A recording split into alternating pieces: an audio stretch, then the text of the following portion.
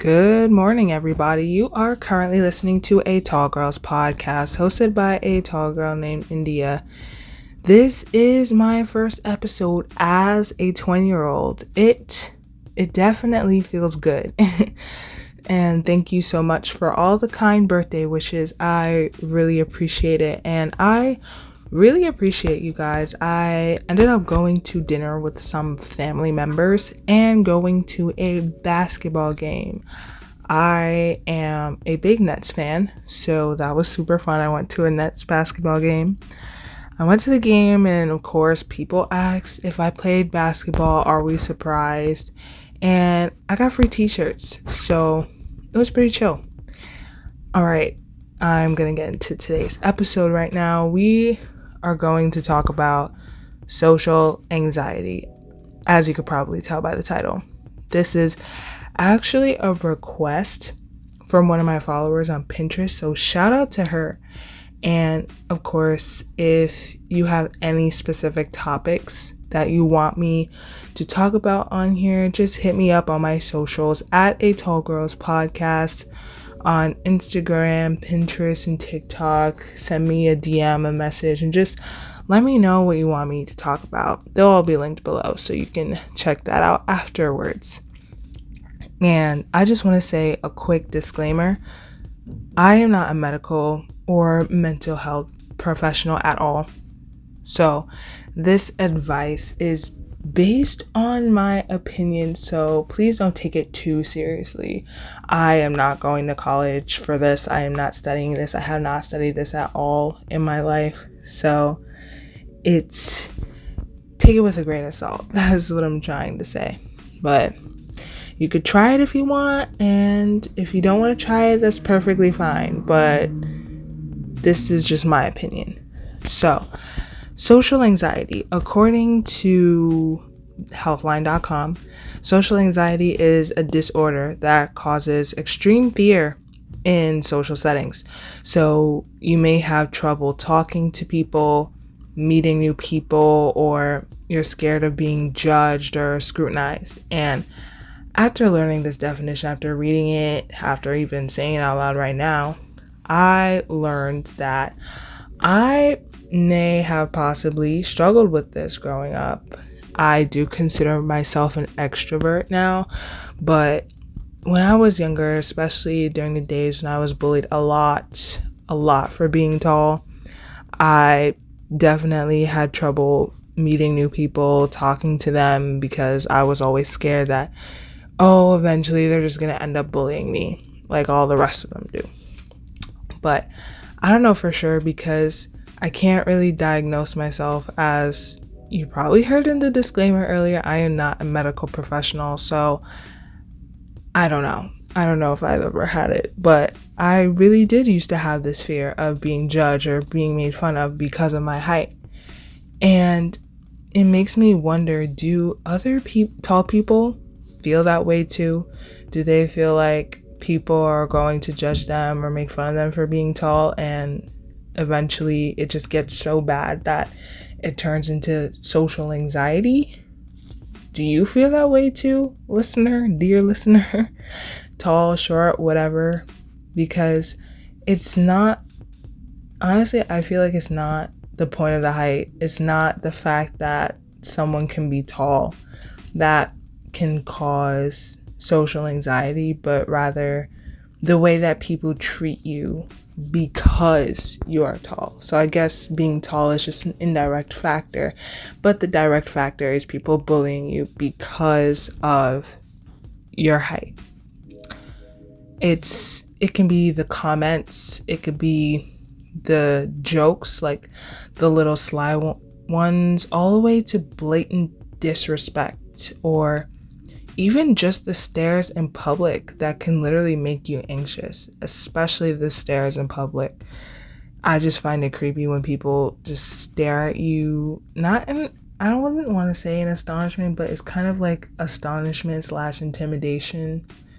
They just look like, oh my gosh, that person is so tall. It's like, I get it, I'm tall. Like, there's really no need for you to be looking at me that way, but it adds up over time to the point where you start to notice that your heart beats super fast. I know that happens to me a lot. Your face or even your ears, if you're like me, start turning red, or you start sweating or trembling or even have difficulty speaking to other people. And like I said before, that can go for anyone, not just tall people. And I want you to know that you are not alone. I have felt this way before, and I'm sure a lot of other people too have felt this way before and still feel this way to this day. You never know. So you're not weird or abnormal if you struggle with social anxiety.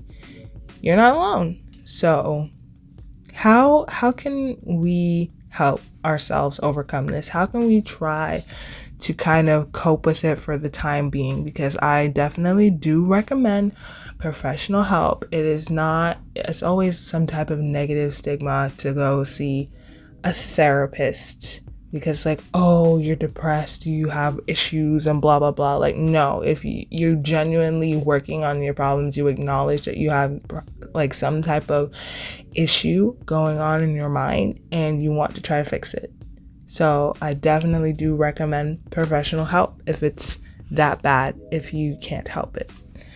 But I can also offer a few things that I've done that has helped me got through my anxious moments, especially when I have a super fast heartbeat and I start just feeling really anxious at that point. And I think the first thing is noticing when you're actually starting to feel anxious. And I don't think a lot of people really, I guess, notice or acknowledge when they start feeling that way. So like with me, when I start feeling anxious, I feel the need to grab something, usually a pen, and just fidget with it, like play around with it. Like I have to be doing something with my hands in order for me, I guess, to kind of cope with it. But the grabbing the pen was such an unconscious action for me. I did it without thinking and was not actually aware that I did something like that until recently when because a pen was nowhere near me and I was like looking for one. I was starting to bug out literally because I could not find a pen. And I was like, wait, why am I even looking for a pen? I'm typing on my laptop. And then that's when I began to realize like I'm doing this because I'm starting to feel anxious. I was actually doing it. I was writing a paper. We love how school can make you anxious. So I feel like it's super, super important to be aware of when you start feeling anxious. It's honestly gotten to the point where I have pens all around me, but being aware is super crucial.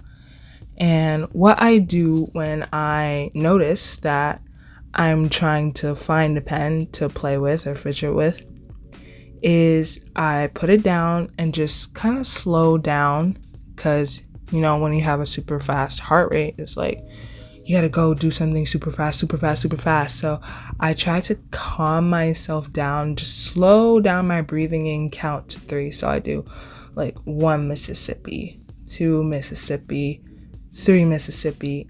And it sometimes helps when I close my eyes so I'm not looking at something that's probably making me anxious. Like let's say me typing on my computer for my paper, I just don't look at the paper, I don't look at the computer anymore, and just close my eyes. And I find that kind of helps with my heart rate. Like it starts to slow it down. So finding some mechanism, I guess, or coping mechanism or ritual that can help when you're feeling anxious can help too. And also finding the cause, the trigger of your social anxiety. So in social settings, like as I explained before in the definition, something involving socializing can be the cause that makes you anxious in a social setting. So a lot of the time it's people that are toxic in your life. Like those toxic people, it's time to let them go. am a big advocate for this. I have said this many, many times in my previous episodes. Let the toxic people go. They are not serving you. They're not serving your higher purpose. So it's truly, truly time to let them go. And it takes time to find out who truly is a toxic person. It takes time. And you have to dig deep within yourself to find out, because it could be a close friend or a close family member that could actually be causing your social anxiety. And you may think, oh, I'm like super close with this person. They care about me. Why would they even try to, make me feel bad about myself? Like, you'd be surprised how manipulative the close ones to you can be. You'd be surprised. They just, I guess, shield it as with the fact that, oh, I care about you. And that's how they're able to manipulate you. I don't know. I don't want to stray too far from that. But yeah, toxic friends, toxic family that judge you or make fun of you for whatever reason, it's honestly time to let them go. It's time to remove them from your life.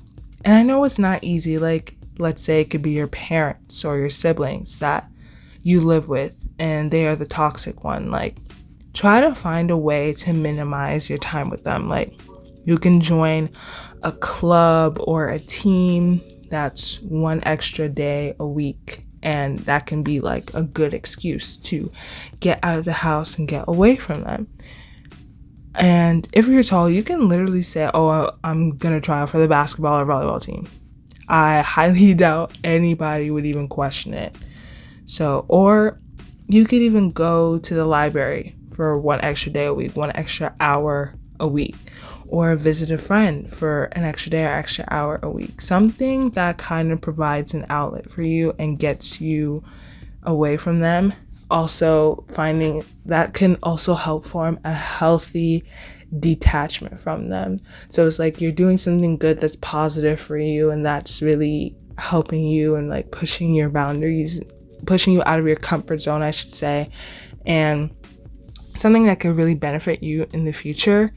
And in turn, you're also kind of forming that healthy detachment from them because you're not so dependent on them for your happiness. You're finding other things that can also make you happy. So I definitely recommend like finding an outlet to kind of, help you pull away from the toxic people. So yeah, I hope that this helps in any possible way. This is just some of the things that I do. You totally don't have to follow it, but I recommend to at least give it a try. And if you find that it doesn't work for you after some time, totally drop it. But yes, I totally also recommend professional help for any type of anxiety, not just social anxiety. So thank you so much for listening. As always, feel free to hit me up on my socials at A Tall Girls Podcast on Instagram, Pinterest, and TikTok to stay up to date with posts and new episodes, all linked below, so you can check that out. Thank you for being here. Thank you for listening to this podcast. Thank you so much for supporting me. I really appreciate you. You just don't understand. But yeah, I'll catch you in the next one. Good night and goodbye.